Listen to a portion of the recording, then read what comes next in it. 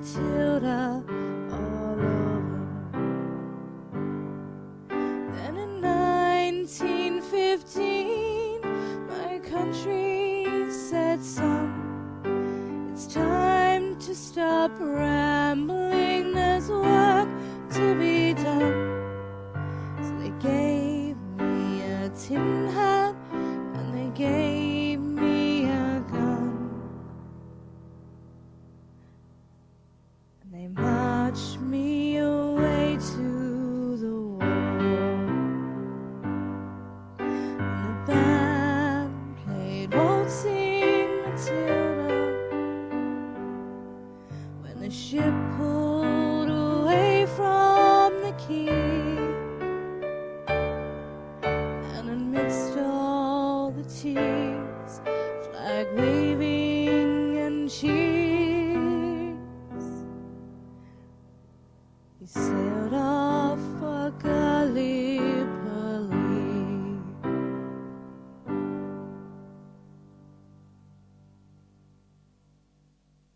21st of April 1915. Soldiers of France and the King. Before us lies an adventure unprecedented in modern war. Together with our comrades of the fleet, we are about to face a landing upon an open beach in the face of positions which have been vaunted by our enemies as impregnable. The landing will be made good by God and the Navy, the positions will be stormed, and the war brought one step nearer to a glorious close. Remember, says Lord Kitchener, when bidding adieu to your commander, remember once you step foot upon the Gallipoli Peninsula, you must fight the thing through to the finish. The whole world will be watching your progress. Let us prove ourselves worthy of the great feats of arms entrusted to us. Ian Hamilton, General. Colonel Sinclair McLagan, Commander of the 3rd Brigade. It is necessary you should understand that we are to carry out a most difficult operation. There is no going back. Whatever footing we get on land must be held on to at all costs, even to the last man. We must expect to be shelled, but remember, this is part of the game of war and we must stick to it. You may get orders to do something which, in your position, seems wrong and perhaps a mad enterprise. Do not cavil at it, but carry it out with absolute faith in your leaders, because we are, after all, only a very small piece on the board. Some pieces have to be sacrificed to win the game, and it is to win the game that we are here. I was wakened at 12:45 a.m. on April 25th, 1915, put on my equipment and had a hurried meal in the wardroom, then proceeded to my station with the stretcher bearers. There was some delay, but eventually we filed down a wooden gangway, constructed for the purpose temporarily, and put into small boats. When all the men were settled in the boats, we were towed away into the darkness by small steam pinnacles, and I can remember just seeing in the gloom similar strings of boats on each side of us, and hearing the faint thug-thug of the pinnacles. Occasionally we slid past the shadowy outline of some large vessel.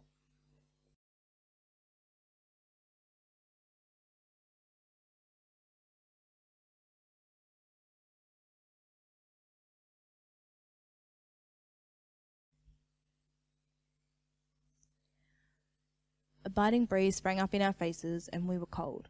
My breath came deep. I tried to analyse my feelings, but could not. I think that every emotion was mixed. The price of failure we knew to be annihilation. Victory might mean life. But even so, whispered jests passed around, and I remember turning to poor old Peter and asking him how he felt. Good, was his reply.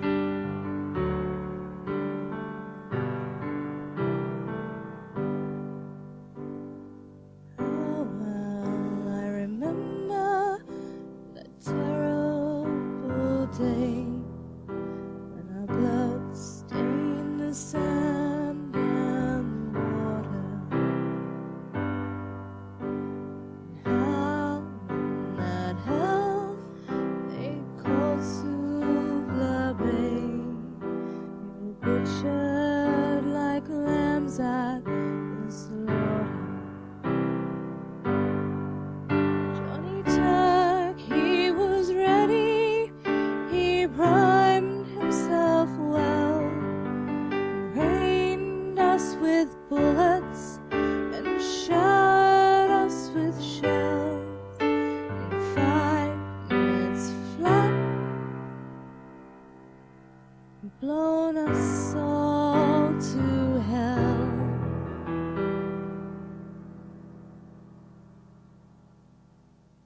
Nearly blew us back home to Australia. And the band played Won't Sing Matilda. And we stopped to bury our slain. We buried ours, and the Turks buried theirs. We started all over again.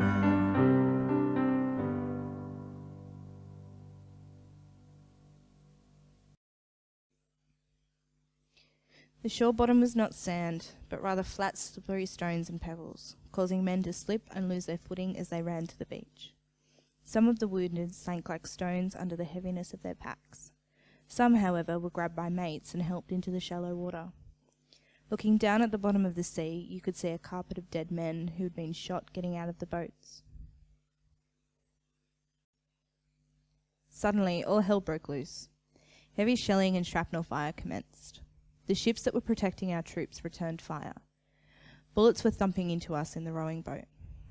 Men were being hit and killed all around me. When we were cut loose to make our way to the shore was the worst period.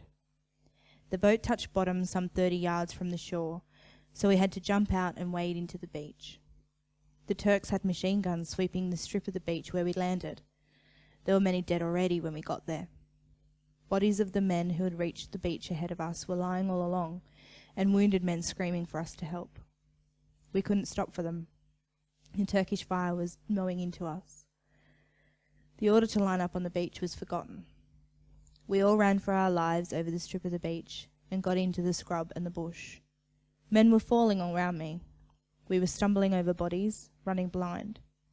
The sight of the bodies on the beach was shocking. It worried me for days that I couldn't stop to help the men calling out. I would think for days afterwards, I should have helped that poor beggar.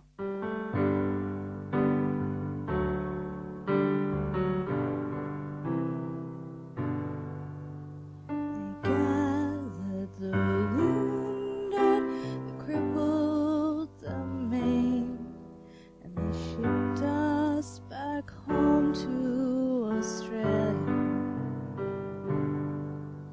The harmless, the legless, the blind, the insane, those proud wounded heroes of Suvla. When the ship pulled into Circular Quay, I looked at the place where my legs used to be, and thank Christ there was no one waiting for me to grieve and to mourn and to pity. So now every April I sit on my porch and I watch the parade pass before me. I see my old comrades, how proudly they march,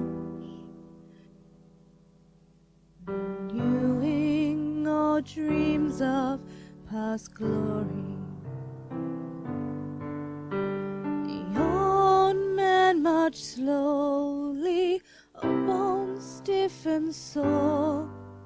The tired old heroes from a forgotten war, and young people ask, what are they marching for?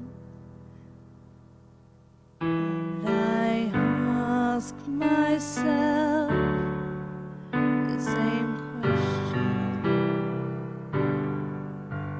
The band plays Won't Sing Matilda.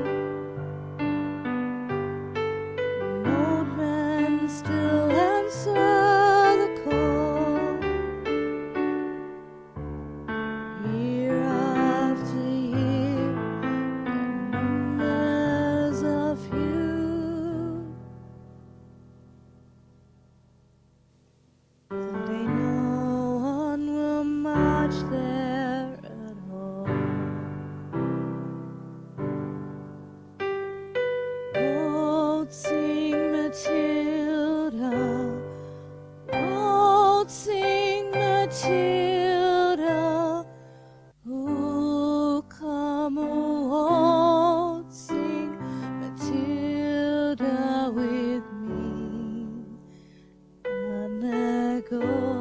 smell